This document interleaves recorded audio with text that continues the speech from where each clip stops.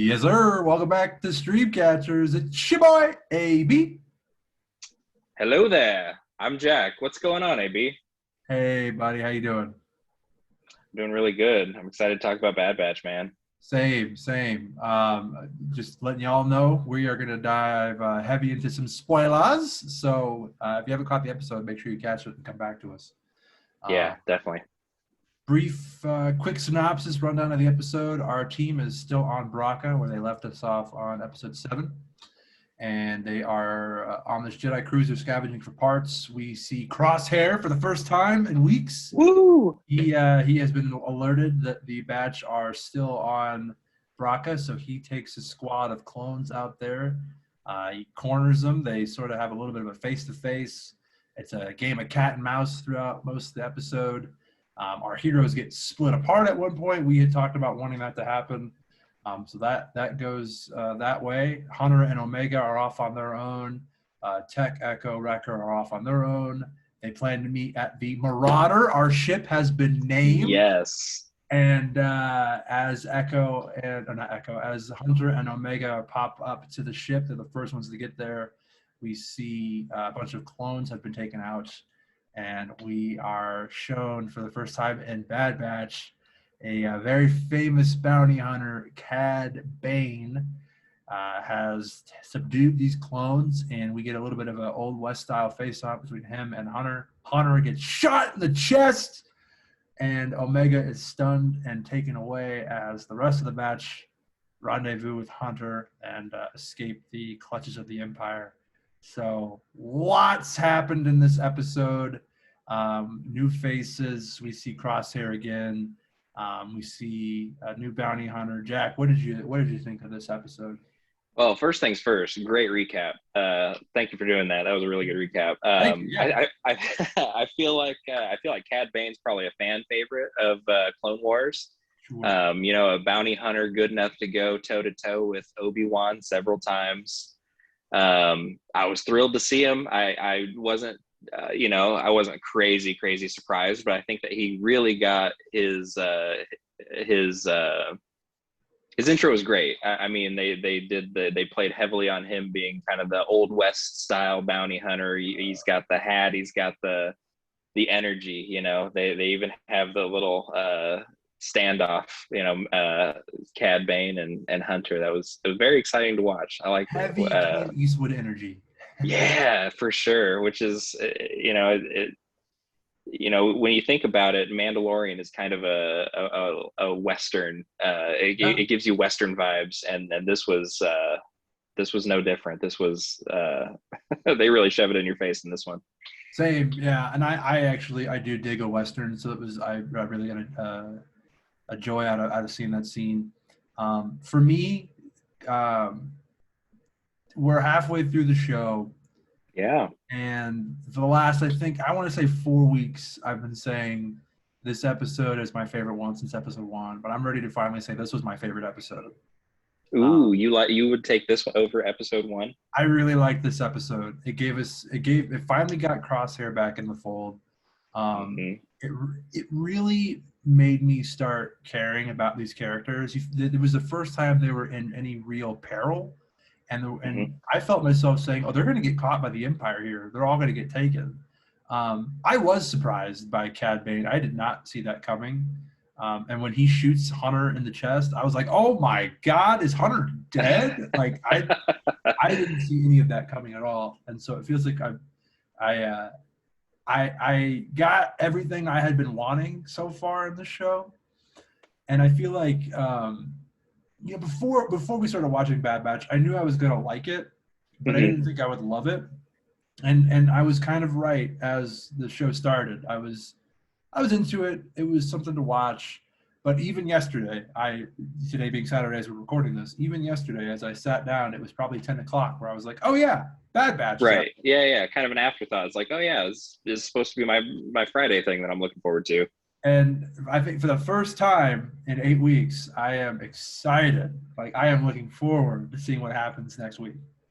Awesome. I'm happy for you. I've been anticipating each Friday, but with lesser and lesser energy, I will admit. But I think this is the pivotal episode that we need, because Omega's taken. I mean, that's a huge cliffhanger to leave on. It really is, and I've really grown to like Omega. I never disliked her, Hmm. but I was never, like, Omega, what a great character. But Yeah. this was, episodes 1 through 7, maybe even 2 through 7, were all spent developing the team. Mostly Hunter, Omega, a little bit of Wrecker. But as time went on, you got a little bit more with Echo and Tech as well. Not as much as I would have liked, but we got a little bit more from them. Hmm. And so they were investing in this show little by little for the whole stretch all the way. And this episode, we finally get a payoff for that investment, to where, again, I thought for sure that this episode was going to end where they all get captured and we're going to have to find a way to escape from the Empire. But of course, they did. But there are ramifications for this episode that are going to take us to the next episode, next few. Yeah, so we know that Cad Bane is working for the Kaminoans and not the Empire, because he didn't try to take the Bad Batch in at all. He's just after Omega. His mission is to take Omega to the Kaminoans, and it's I think that we're gonna get some more insight into her backstory, a little bit more about what her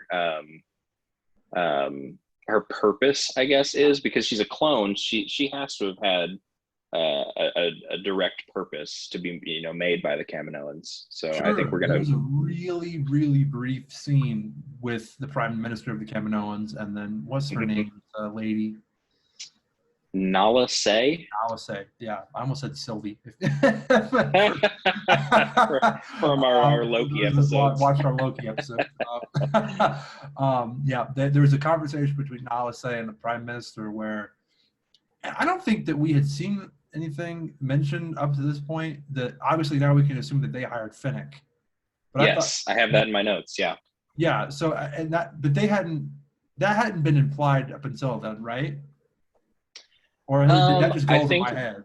I think that we sort of deduced that Fennec had to be working for either the Empire or the Kaminoans.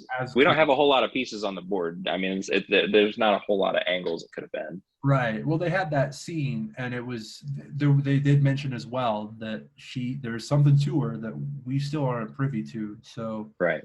I think the heavy fan favorite theory is that she's Force sensitive, which it feels like that has to be it, right? It feels like there's no other thing that it could be. Yeah, I said it early. I still think it. I think that there's some sort of, I mean, and it's Star Wars, right? I mean, you can say that it's its own story about these soldiers, and it's not about the Force, it's not about the Jedi, but Star Wars likes to bring everything close together. I mean, they have, what are the odds of all of these characters interacting with each other over and over and over? I mean, it's unrealistic to think that the Force and the Jedi aren't going to be a part of the show in some capacity. And I think it's through Omega. Sure. And I mean, for me, I feel like some sort of Force using is a requirement for a Star Wars property in some capacity, Force or lightsaber or something. I feel like it's best when you have that. And that may just be because I grew up where that was kind of the main thing with the prequel trilogy. That's like the big part of those is seeing more and more Jedi than you saw in the original trilogy. But for me, having that is almost a prerequisite. And outside of Caleb Doom episode 1, we haven't seen anything with that. So it would make sense that Omega is Force sensitive, and I hope she is. And it kind of comes in waves, right? Like, you think back to the original trilogy, there's not a whole lot of Jedi, there's not a whole lot of lightsaber fighting, there's not a lot of Force. It's so, it's when you see it, it's a treat kind of thing. And then, with the prequels, it's way in your face. It's all about the Jedi, it's all about the Force and the Sith and all that. And then we go to the sequel trilogy, and there's a lot less of it again. There's Rey and Luke and Kylo Ren, and there's just not a whole lot of that. And now we're past that, so maybe we're gonna get to an era of more, seeing more Jedi. I hope so. I really do. However that is, if they want to go to the High Republic era, or if they want to do some sort of a post-Resistance era where there are more of them popping up. I really do hope so, because that's it's my preferred corner of Star Wars. I love all corners. This has been a really enjoyable show. Yeah. Was really good. But yeah, it's just it's a need. I gotta have it. And I would love. I mentioned this maybe last week, a few weeks ago. I'd love if this really is setting the stage for a different property for them to have Omega and be a show Yeah. or something. And we see her as an actual, maybe not a Jedi specifically, but a Force user. It's cool being in this life cycle of Star Wars where we have prequels, original trilogy, and sequels, and now we can really, bridge the gaps between these movies and show all these outside stuff and give perspectives that, weren't in the Skywalker saga. Absolutely. I think that exploring the time between the original trilogy and the sequel trilogy, just that 30-year gap where Luke was the guy and he's training other Jedis, Kylo, for example, seeing that era would be a lot of fun because obviously he had a school of Kylo and several other Jedi, and I guess Kylo killed a lot or maybe even all of them, but maybe there were some survivors from that were just never explored. And I think that it would be good storytelling for them to be other Jedi outcasts from Luke's temple. Yeah, absolutely. I mean, Last Jedi ended with a scene of a little kid using the Force to pull a broom. So obviously there are Force users out in the galaxy. So getting Omega would be, man, especially if this is a big wish list thing, but getting her to pop up in Ahsoka, for example, or Mando or Obi-Wan. Yeah. Any of those would be really cool. Depending on when that's set. The future Mace Windu series that they've got to do. I need it. I'm gonna push my Mace Windu agenda forever. every theory you're gonna have from now on is gonna culminate in Mace Windu. Omega's not Force sensitive. She's just related to Mace Windu. Yeah. So anyway, let's bring it back to the episode. I wanted to let you or give you a shout out from our last episode. You said that the monster that we encountered in the Jedi cruiser was the same monster from the trash compactor scene in Star Wars: A New Hope. Yeah, they name dropped it. It's a Dianoga. That is the same species of monster that's in the trash compactor. I missed that. That's awesome. Yeah. Yeah, exactly. Yeah, seriously. That's awesome. That's great. Yeah, that was wow. I didn't even catch that. What part did they mention that in? They referenced the monster. It was a blink and you miss it moment. Like it was when they were talking about their shift from soldiers to bounty hunters, and they were talking about recovering weapons and equipment from the Jedi cruisers and selling it to Sid, and finally being paid by Sid instead of having to pay Sid, which I guess is where they're at now. Yeah, that was the whole point of them sticking it out on Braca, was they were scavenging old parts, old weapons from those Jedi cruisers that they could take back so that they could pay off their debt with Sid and presumably move on from that. It definitely sounds like they're over being bounty hunters, or at least hired guns. Yeah, Echo has a line that he talks a little bit about how he would have rather joined Rex's fight than continue to work, hide in secret and bounty hunt, stuff like that. Yeah, and with Omega being captured and taken, I feel like we're going to see Rex a lot sooner than later. I think that they're going to have to meet up with Rex, and maybe we even see an interaction with Saw Gerrera as well. Somebody's going to have to be an ally of some kind, with somebody to help. Yeah, true. Where Cad Bane's going to be, I guess. Yeah, Kamino. Yeah, exactly. They've made some allies. They've also got Trace and Rafa. They've got all kinds of allies that they've made over the last 7 episodes or whatever. Yeah. So I do hope that I guess it's pretty clear that their next mission is going to be to Kamino, which I'm super excited about.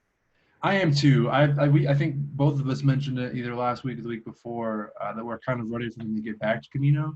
We see a brief glimpse of it right before we see the Nala Se and Prime Minister interaction, but just the setting itself, the rain, all the water, it's just what do you know? It's storming again on Kamino. Right, yeah, it sets up a really cool setting for some sort of a fight or some big moment to happen. So obviously you would assume that that's where they're going next is Kamino. Yeah. Crosshair. Let's talk about Crosshair. Let's talk about Crosshair. So I mentioned in my synopsis that they had to escape the Empire and that they got split up. Well, they wind up in an engine on the Jedi cruiser. Obviously, this is a massive ship that's used to transport them through space. It's basically a warship. Hmm. So they're in this giant engine, and the Empire turns it on, and so they have to think quick, and they set up these bombs to blow it up before it could take off. So it's sort of split in half, and as it's falling, they fall with it, but the engine still turns on, and it blasts Crosshair full on. Hmm. And they show him as he's like, turn the engine off, and as the episode ends, they show Crosshair sort of being tended to, and he's got like the suit on. It's almost reminiscent of Anakin and at the end of Return of the I Jedi. caught that. Yeah, because he's yeah, because he's got the respirator on and he's bandaged. He's been burned, so he's got bandages all over, and yeah, he's extra crispy. I wonder if this is going to impact his chip at all. Hmm. I doubt it. I doubt it. Even if it did, I think that they've done more experimentation on him. I don't think that even removing the chip would change him at this point. You don't think there's any redemption? Just my own theory. Yeah. No redemption for Crosshair then.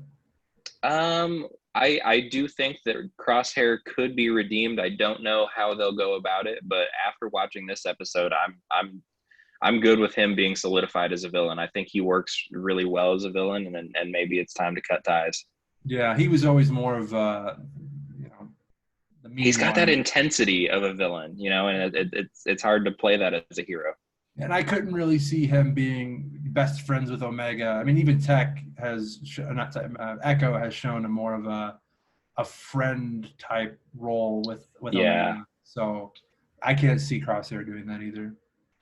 yeah, But yeah, I'll be curious to see what that does, if that has any impact or if that changes anything about him. But obviously, I mean, that's a big moment that's going to kind of alter his trajectory from here on. for sure. Getting his face burned off is definitely going to piss him off. Yeah, if anything, get more motivation to catch the batch. Yeah, which I mean, he's one step away from kill on sight. Like when they had that standoff in the Jedi cruiser, he was telling the Bad Batch that they were predictable. He knows the Bad Batch's every move because he's been a member. He can think like them, and he showed his true dark side when he told his soldiers to aim for the kid. Yeah.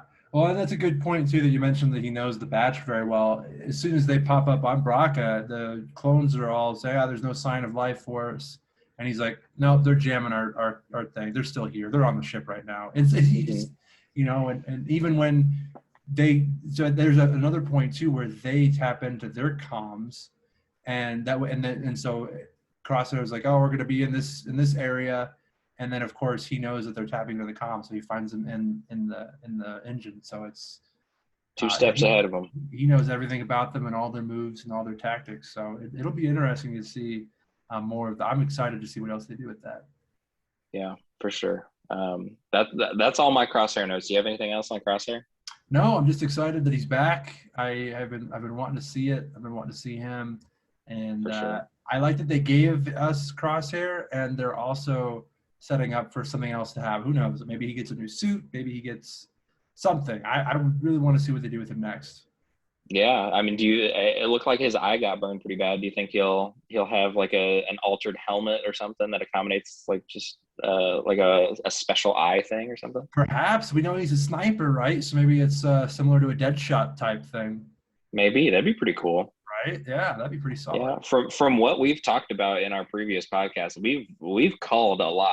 I mean, it's suspicious. Are they listening to this podcast? I mean, I they hope they so. they named they named the ship finally the Marauder. I googled it. I guess it's got a proper name. The Havoc Marauder is what Google told me, or what Wikipedia told me. Okay, all right. Well, hey, Dave Filoni, if you're listening, give us a shout out Yeah. in the credits or something, man. Bring us on. I'm down to Hook, voice someone, or hook us up, man. You yeah, got two eligible voice actors right here. I can do all kinds of. I'm a great Wookie. I can do them all. That's Well, my archery. You have my promise. I'm not going to embarrass myself. You say I embarrassed myself? Is that what you're telling me? Never, never, never. All right. Well, yeah, that's all I had on Crosshair. What do you think You about know, Omega? Do you think she's going to find a way to escape, or? I do. I do. I think that she's going to be able to. I think it's more likely that she will escape than she will be rescued. Right. I mean, obviously, the Bad Batch is going to launch a rescue mission, and that's going to be. I think what we're going to look at with the next episode is we're going to have two sides of the story. We're going to have the Bad Batch's story, and then we're going to have Omega and Crosshair's story, and then they're going to meet at the end. Right. Yeah, I think that's pretty accurate. I think I just love the way that there's so many things going on now, right? We have Crosshair is sort of in a weird place. The Batch have finally taken an L, and we have Cad Bane off with Omega. There's also, we haven't seen her. Fennec Shand, I would assume, is still sort of involved somehow. I'm wondering if maybe she allies with the Batch and helps Omega. We have seen her. We've seen her in a hero role before, and I love it personally. I mean, I'm a huge fan. I wonder if maybe we're jumping the gun on the Camino mission. Maybe we'll get some episodes in between. Maybe Fennec will steal Omega from Cad. That'd be kind of neat. Little bounty hunter versus bounty hunter action.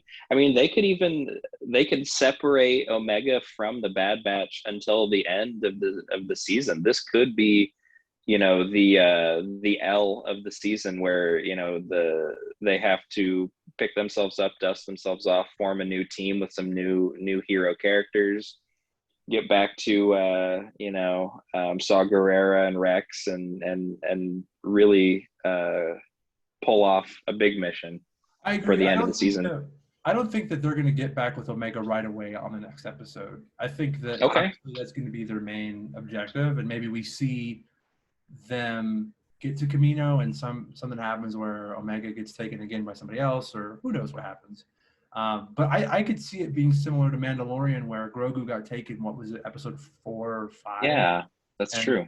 And then it wasn't until the last episode where they saved him. So I do agree. I think that there's going to be some episodes in between where we're not going right to Camino just yet, especially knowing we have 8 more episodes to go. So it would give the writers a good opportunity to dive into the motivations of the Empire, to develop a relationship between Omega and Crosshair. It would be cool to see Omega turn Crosshair, through conversations where she is his prisoner. And you know what, too? She tried to do that in that face-off where she said, "Hey, listen, there's a chip. This isn't you. Remember what I told you at the brig?" So she has tried, and it was almost even implied that he was even taking a moment to listen. Obviously, he was killed the kid, but I could see that. I could see a point where she lands back on Camino. Maybe the Batch show up to try to rescue her, and that's when the Empire and Crosshair come in, and they end up taking her because they know that will bring the Batch to them. Yeah, maybe. I don't know. We're at a really interesting point in the series. I agree. I'm really excited at where it's going. It took a little while, but I'm really, really hooked. I like that they gave the Batch peril. They gave them a moment to take an L. Hunter, I legit thought Hunter was dead. I was like, there's no way he's dead. This is crazy. That'd be real dramatic. Yeah, it would be. And so I feel like if they did that, obviously they're not doing that, but if they did that, I think that Rex would have to take over the Bad Batch. I think that would be the obvious I think so too. Plot point. I think so too. Yeah, you have the other guys sort of seek him out and say, "Hey, listen, we took a big L. We got a lot of things happen on Braca." This is kind of the Empire Strikes Back of the series. It's kind of the middle. That they lost. Everything seems hopeless. That's I think it's a really good tonal moment in the series. It is, and so far I think, and that's why it's my favorite episode. It gave us so much, Yeah. it gave us a lot of what we've been asking for, and it really sets the stage for the rest of the season. For the first time, I'm really glad that we get a week to breathe with this episode and not have it. I totally would have taken this episode for granted if I had been binging the show. Because I would have just dove into the next episode and then Right. would have forgotten all about these dramatic moments. Right, and that's, I love binging shows. I love having everything at my fingertips, but I have really enjoyed these Disney shows being week to week and allowing me Yeah. to take a step back and really digest and appreciate each episode every week. It's been nice to have. So I agree with that a lot. Yeah. Well, plus it's given us the opportunity to create this podcast, and I've had a wonderful time doing it. Yes, sir. Same, man. I really do enjoy it. It's been highlighted my week since we started. For sure. I was really looking forward to this weekend, we did our low key recap and this. Yeah. It's a joy to do. So I think that's all I got for this episode, though. That covers all of the only other note that I had, and I don't even really have anything to say about it, is we get another appearance of Admiral Rampart, who's been missing since like the second or third episode. He was the guy that was talking to the Prime Minister of Camino before Nala Se walks in. He gets like 2 lines. It's totally throwaway scene, but yeah, I don't know if he's going to be a character moving forward, but he's been in 2 episodes now, so we'll see. We'll see. Maybe we get some more Empire stuff, and I'm sure we Yeah. will now that Crosshair is back. I'm sure we'll get Yeah. more stuff too. So cool. Well, I had a lot of fun on this episode. I was really excited about it, and appreciate everybody for tuning in and listening along. Make sure you give us some feedback if you can. We appreciate it. Anything you can do for YouTube or We're on the Instagram. We're on the Twitter. all of it. Our links in the show notes, right? Yes, sir. All right, man. Well, I got nothing else. How about you? I'm good. So, All right. right on, folks. Appreciate you. Take care. Keep on keeping on. Yeah. We'll catch you later.